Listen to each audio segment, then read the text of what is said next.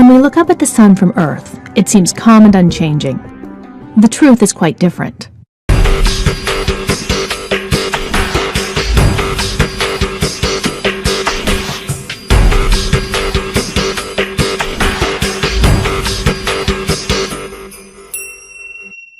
In addition to these abrupt changes in activity, the sun also has a long-term, more regular pattern of change.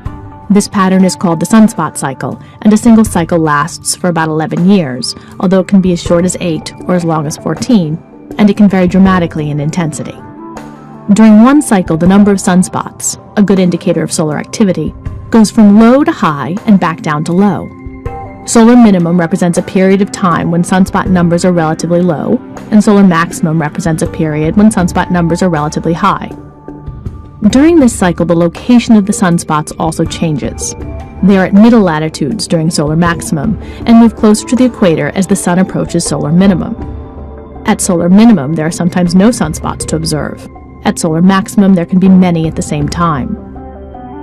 The number of sunspots is important because sunspots are the visual markers of where powerful magnetic fields have emerged from the sun's interior.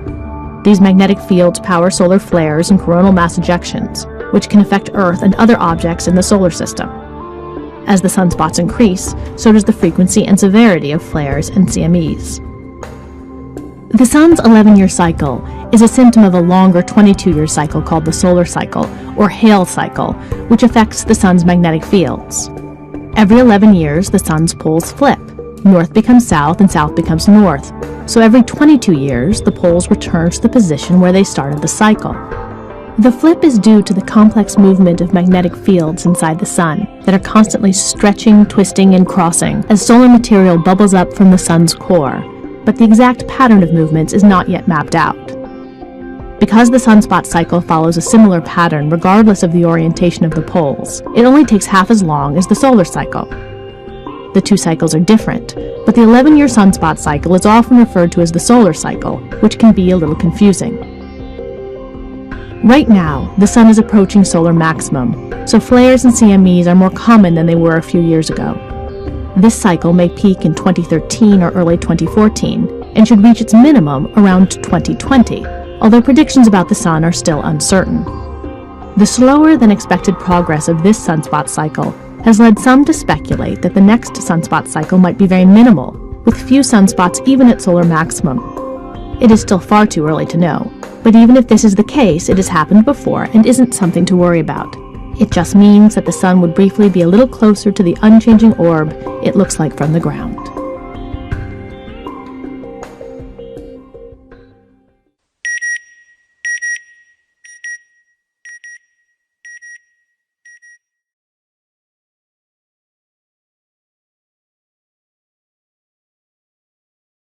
In 3 solar cycles worth of magnetic field activity, covering the period from 1976 to 2008.